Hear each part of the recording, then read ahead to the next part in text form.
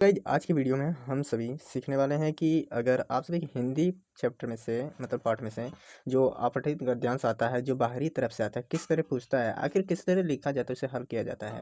तो आप सभी को अच्छा खासा नंबर इसमें मिल जाता है। किस तरह लेकिन लिखें, तो चलिए आज के इस तरह आपको गद्यांश दिया रहता है जो कि देख सकते हैं 2025 में पूछा गया था और आप सभी को इसी तरह कुछ ना कुछ मिलता जुलता पूछेगा जरूर। और चलिए कैसे पूछा था देखिए, यहाँ पर पहले पढ़ लेना है कि कर्म में अनुभव करने वाले का नाम ही कर्मण्य है।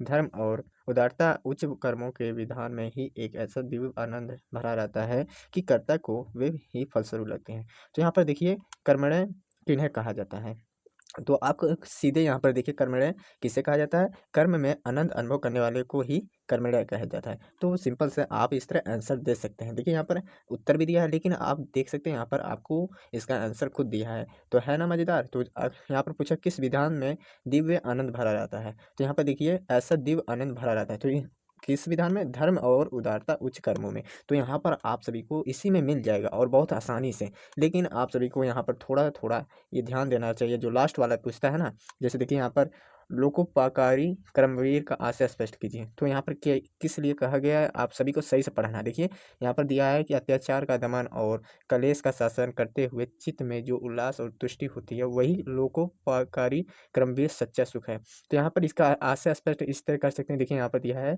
लोकोपकारी कर्मवीर का अभिप्राय है। तो इतना लिखने के बाद ऐसे कर्मशील व्यक्ति जो लोगों कल्याण हेतु अनवरत प्रयासरत रहते हैं, ऐसे व्यक्ति अत्याचार दमन करने के दुखों को दूर करने की खुशी संतुष्टि प्राप्त करते हैं, उससे कहते हैं लोकोपकारी।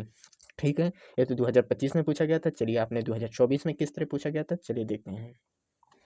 जैसे गाइज यहाँ पर देख सकते हैं 2024 में पूछा गया बहुत अच्छा प्रश्न है जो कि देख सकते हैं आप सभी को यहाँ पर प्रैक्टिस हो जा रही है। और आप यहाँ पर जितना प्रश्न दिया है ना आप खुद लिखिए, कॉपी में नोट करिए, तो आप सभी को बहुत अच्छे से पेपर में करने को मिल जाएगा अच्छे से इस लिखने का। ठीक है, और यहाँ पर देखिए कुछ कार्य ऐसे भी होते हैं जो अनेक छोटे छोटे कर्मों की समिष्ट जैसे होते हैं। उदाहरणार्थ यदि हम समुद्र के किनारे खड़े हों, लहरों को किनारे टकराते हुए सुने तो ऐसा मालूम होता है कि एक बड़ी आवाज़ हो रही है। तो इतना पढ़ने के बाद आपको प्रश्न पूछता है कि हृदय की प्रत्येक धड़कन क्या कहेगा, तो हृदय की प्रत्येक धड़कन को क्या कहा गया है।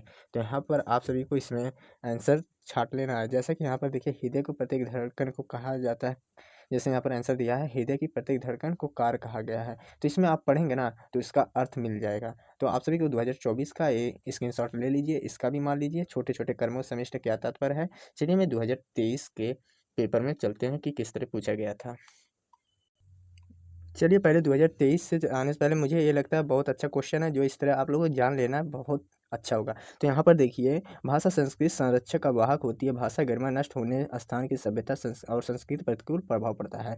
तो यहाँ पर देखिए संरक्षक और वाहक शब्दों का अर्थ स्पष्ट कीजिए। तो संरक्षक और वाहक आप सभी को अर्थ लिखना आता होना चाहिए। जैसे यहाँ पर संरक्षक मतलब पालन पोषण होता है, तो यहाँ पर देखिए संरक्षक आप पढ़ेंगे ना तो उसमें थोड़ा अर्थ मिल जाएगा, लेकिन आप सभी को थोड़ा सा तो अर्थ भी जानना जरूरी है। तो यहाँ पर देखिए लेखक अनुसार राष्ट्रभाषा क्या तात्पर्य है, तो यहाँ पर देखिए लेखक अनुसार राष्ट्रभाषा से तात्पर्य है कि संपूर्ण देश की भाषा।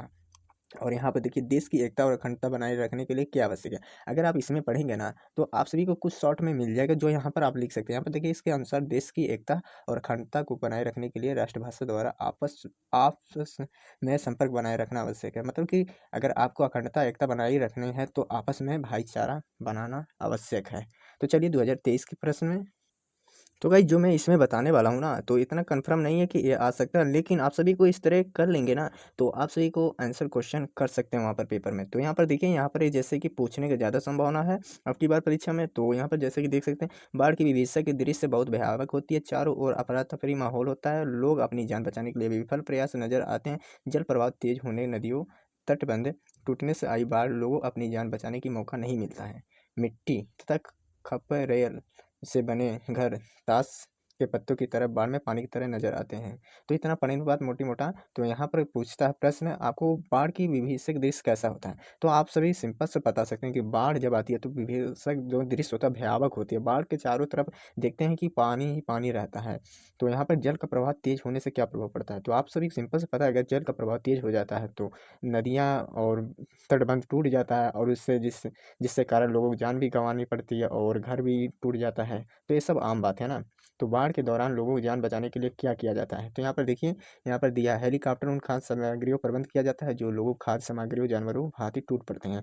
तो यहाँ पर आप लोगों को लिख देना है कि बाढ़ से जान बचाने के लिए उच्च स्थानों शरण लेते हैं और बाढ़ के दौरान सरकार लोगों की जान बचाने के लिए नाव हेलीकॉप्टरों से उन तक खाद्य सामग्री बचाने का प्रबंध करता है।